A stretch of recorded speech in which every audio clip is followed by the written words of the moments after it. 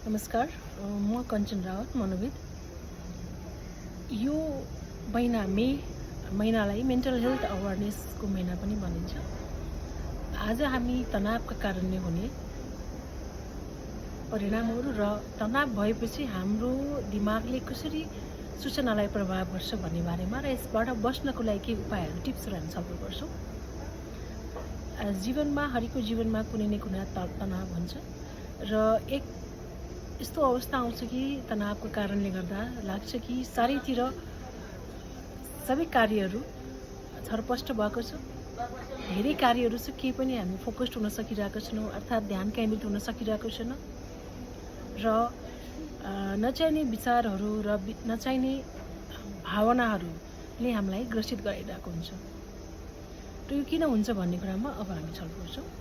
सर्वप्रथममा कुनै पनि तनाव भएको कारणले गर्दा पहिलो हुने भनेको हाम्रो दिमागले के लिन्छ त, हाम्रो दिमागको आफ्नो आफ्नो कार्य हुन्छ र यो स्ट्रेसमा तनावमा यो अगाडिको दिमागलाई प्रिफ्रन्टल कर्टेक्स भनिन्छ, जसको काम हुन्छ हामीलाई एक ठाउँमा अर्गनाइज सामानहरूलाई सबै चिजलाई अर्गनाइज गर्ने र फोकस गराउनको लागि, ध्यान केन्द्रित गराउनको लागि।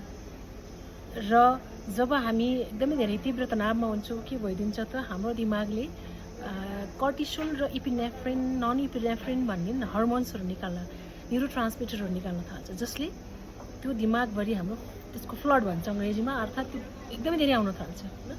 त्यसका कारणले के भइदिन्छ त, अब जो हाम्रो दिमागको कार्य थियो, फोकस्ड हुनुपर्ने थियो, अर्गनाइज हुनुपर्ने थियो, सर्भाइभल मोड भनिन्छ, फाइट एन्ड फ्लाइटमा उसलाई के लाग्छ, दिमागलाई अब यहाँ के खतरा छ, यसको लागि मैले बचाउनुपर्छ भनेर शरीरमा विभिन्न सूचनाहरू प्रभाव गर्न थाल्छ र त्यस कारणले गर्दा मुटु ढुकढुक हुने, हातखुट्टा चिसो हुने, आत्तिने यस्ता लक्षणहरू देखान पर्न जान्छ।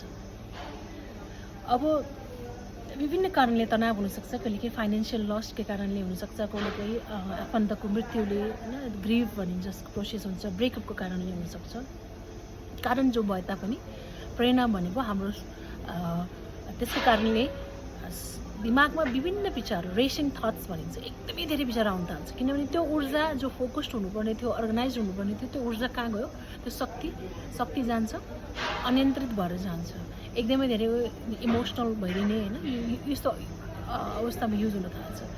त्यही भएर भनेपछि अर्को के हुन्छ सँगसँगै, अब यसलाई चाहिँ हामीले रोक्नको लागि के उपायहरू लिनुपर्ने हुन्छ। सर्वप्रथम उपाय भनेको त धेरै कार्यहरूलाई छुट्याएर एउटा सानो कार्यमा फोकस, जो चाहिँ आफूलाई मनपर्छ, एनर्जी धेरै दिन नलगिकन एउटा कार्य, चाहे त्यो हामीले आफूलाई मनपर्ने टिभी वाच गर्न सकिन्छ अथवा कहीँ वाक नेचरसँग बस्न सकिन्छ, जस्तै नेचर नजिक जान सक्यो होइन, प्रकृतिसँग बस्न सक्यो, पर्याप्त निन्द्रा पनि लाग्दैन भने चिसो पानी नुहाउने, अथवा जे कुरा गर्दा आफूलाई आनन्द आउँछ त्यसरी हामीले त्यो आफ्नो दिमागलाई चाहिँ सिम्पल कामहरू, जो धेरै टास्क ओरिएन्टेड होइन कि सानो सानो कार्यमा फोकस्ड हुनुपर्छ। यो तनावको बेला अर्को कार्य के देखिन्छ भने, हामी किन धेरै तनाव लिन्छौँ, हामी जान्छौँ सिचुएसनलाई कन्ट्रोल गर्न, जो हाम्रो जो सम्भव हुँदैन होइन। जस्तै पानी परिरहेको छ अथवा आफन्त कोही मृत्यु भइसकेपछि त्यो नहोस्, मैले एकचोटि यो गरिदिन पाएको हुन्थ्यो, वा यो जो घटिसक्यो घटना, त्यसलाई कन्ट्रोल गर्न खोज्छौँ। त्यस कारणले गर्दा हामी के भइदिन्छ त, हामीलाई हतोत्साह हुन्छ, के गर्न सकेनौँ जस्तो, निराशापन जस्तो आउन थाल्छ, कन्ट्रोल गर्न सकिन।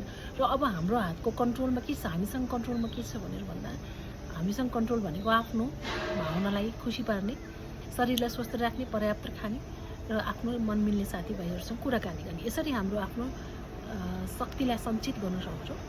त्यसपछि जो सञ्चितीकरण गरेको शक्ति, ऊर्जा पाइसकेपछि हामी पछिल्लो चरणमा गएर आफ्ना ती जुन छुटेका कामहरू छन्, अर्थात् त्यो जो सिचुएसन छ अथवा जो परिस्थिति छ, त्यसलाई हामीले के हदसम्म आफ्नो अनुकूल ढाल्न सक्छौँ।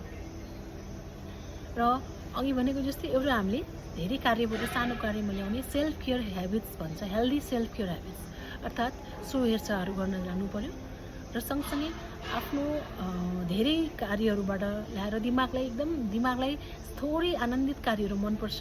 Brain loves to work on small matters and then it wants to focus भन्छ कि, ऊ फोकस हुन चाहन्छ र उसलाई पनि सानो कुराहरू मनपर्छ, उसलाई चाहिँ स्ट्रेस हर्मोन सधैँ मन पर्दैन। त्यही भएर हामीले स्ट्रेस हर्मोन नदेखिन खुसी हुने कार्यहरू गर्न थाल्यो भने हाम्रो शरीरमा त्यो इन्फर्मेसन प्रोसेस जुन सर्भाइभल मोडबाट हामी कहाँमा आउँछौँ, फोकसमा आउँछौँ, अर्गनाइज हुन्छौँ र त्यही कुराले, त्यो घटनाले हामीलाई अझै धेरै हाम्रोभित्र एउटा शक्ति दिन्छ ताकि हामीलाई त्यो ठाउँबाट हामीलाई उठ्न एउटा चेतनाको उच्चतम माध्यममा हामी पुग्न सक्छौँ। र यसमा हामीले मेडिटेसनले यही ध्यान दिन्छ कि गुरुहरूले के भन्नुहुन्छ भने जब परिस्थिति र स्थिति जस्तो सुकै होस्, भित्रको मन स्थिति एउटै हुनुपर्छ। त्यसको लागि हामीले शरीरलाई र सँगसँगै मनलाई पनि हेर्न सक्नुपर्छ। शरीर र मन भनेको केही पनि एउटा त यन्त्र न हो, हेर्ने भनेको त चेतनाले हो र चेतनाको अभ्यासमा हामी चाहिँ जानुपर्छ। शरीरलाई भइरहेछ, मनलाई भइरहेछ, म चाहिँ यथावत छु, यो अभ्यासले चाहिँ पक्कै पनि हामीलाई अगाडि बढाउन सक्छ। यति भन्दै सबैले यो मन्थलाई इन्जोय गरौँ, आनन्दसँग बसौँ। आफूलाई गाह्रो भएको छ भने आफ्नो साथीभाइलाई सेयरिङ गरौँ। Happy mental health month day. Thank you.